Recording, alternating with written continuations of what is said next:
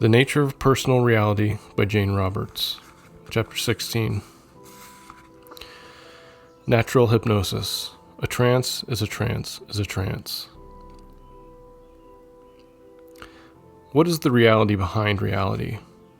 Is physical life a hallucination? Is there some definable concrete reality of which your own is a mere shadow? Your reality is the result of a hallucination, if by this you mean that it is only the picture shown by your senses. Physically, of course, your existence is perceived through the senses.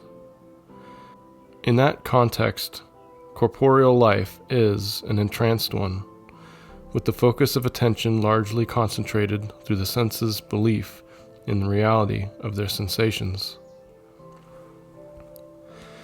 Yet that experience is the image that reality takes for you now. And so in other terms, earthly life is one version of reality, not reality in its entirety, but a part of it. It is itself an avenue through which you perceive what reality is. In order to explore that experience, you direct your attention to it and use all of your other non-physical abilities, corollaries, adjuncts, additions. You hypnotize your very nerves and the cells within your body, for they will react as you expect them to react. And the beliefs of your conscious mind are followed in degree by all portions of the self, down to the smallest atom and molecule. The large events of your life, your interactions with others, including the habitual workings of the most minute physical events within your body, all of this follows your conscious belief. In one manner of speaking, then, the suggestions you give yourselves constantly operate overall as beliefs that are reflected in your experience. Some of you are simply mentally lazy. You do not consciously examine the data that you receive. Many who make a practice of denying negative suggestions from others, asserting positive affirmations instead, actually do so because they are so fully convinced that the power of negative beliefs is stronger than that of beneficial ones. Each of you will find habitual thought patterns in your own life backed up by resulting action, conditioned behavior, as it were, by which you continually reinforce negative aspects, concentrate upon them to the exclusion of conflicting data, and so bring them into experience through natural hypnosis. Many people assign great power to a hypnotist, yet whenever you have the undivided attention of another, you act as a hypnotist to a large degree. Whenever you have your own undivided attention, you act as hypnotist and subject simultaneously. You give yourselves post-hypnotic suggestions all the time, particularly when you project present conditions into the future. I want to impress upon you the fact that all of this simply follows the natural function of the mind, and to dispel any ideas that you have about the magical aspects of hypnosis. Natural hypnosis is the acquiescence of the unconscious to conscious belief. In periods of concentrated focus, with all distractions cut out, the desired ideas are then implanted in formal hypnosis. The same processes occur in normal life, however. Areas of primary concentration then regulate your experience both biologically and mentally and generate similar conditions. Let us give a simple example using a positive belief instilled in childhood. An individual is told that he is well proportioned and possesses a likable personality. The idea takes hold.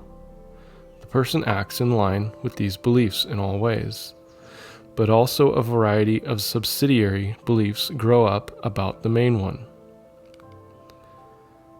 The belief in personal worth draws about it the beliefs in the personal value of others, for they show their best faces to our fortunate friend.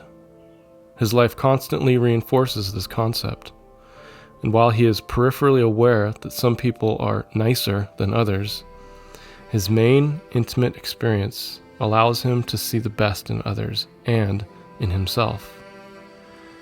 This becomes one of the strong frameworks through which he views existence. Data or stimuli that does not agree is a side issue, not personally applicable but present, he realizes, as a fact for others. He will not need to prove himself, so it will be easier for him to accept contemporaries with fairness. There may be areas in which he realizes he is not adequate, yet because of his belief in his basic worth, he will be able to accept these lacks as a part of himself without feeling threatened by them. He will be able to try to improve his condition without knocking himself down at the same time. Now, in those terms, he may or may not be as attractive, feature by feature, as some other individuals who believe in fact that they are unattractive. The belief in his own attractiveness is so important that others will react to him in the same fashion. An individual can have great native beauty, for example, but this beauty is not apparent to others or to the individual. The person does not believe that he or she possesses it and mars the actual physical features so that the attractiveness becomes literally invisible. Your beliefs, then, are like hypnotic focuses. You reinforce them constantly through the normal inner talking in which you all indulge. This inner communication acts like the constant repetition of a hypnotist. In this case, however, you are your own hypnotist. Few people will have simply one main area of concentration. Usually several are involved, but these represent the ways in which you are using your energy. The individual who takes it for granted that he is worthwhile does not need to belabor the point. His ensuing experiences come naturally to him. In many areas of your own life, those in which you are satisfied, you need make no effort. Your conscious thoughts and concentrations bring about the results with which you are pleased.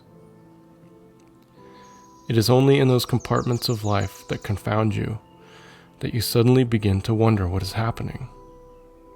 But here also, natural hypnosis is at work just as easily and naturally, and your conscious ideas are automatically coming to physical fruition. So it is in these areas that you must realize that you are the hypnotist.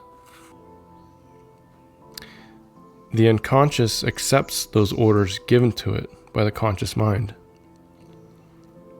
In each person's experience, there are areas with which he or she is pleased. When you find yourself dissatisfied, however, question the orders you are giving in that particular area of experience.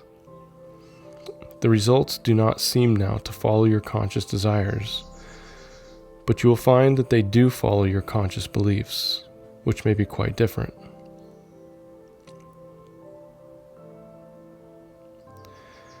When you set your longing against a present belief, there is always conflict. Your belief will generate the proper feelings and imaginative endeavors characteristic of it. In formal hypnosis, you make an agreement with the hypnotist. For a while, you will accept his ideas about reality instead of your own. If he tells you that there is a pink elephant in front of you, then you will see it and believe it is there, and act accordingly to the suggestions given. If you are a good subject, and your hypnotist is a good practitioner, then blisters can arise on your skin if he tells you that you have been burned. You can perform physical feats that you would consider impossible otherwise. All of this because you willingly suspend certain beliefs and allow yourself to accept others for the moment. Unfortunately, because of the pattern considered necessary, it is thought that the conscious mind is lulled and its activity suspended. Quite the contrary. It is focused, intensified, narrowed to a specific area, and all other stimuli are cut out. This intensity of conscious concentration cuts down barriers and allows the messages to go directly to the unconscious, where they are acted upon.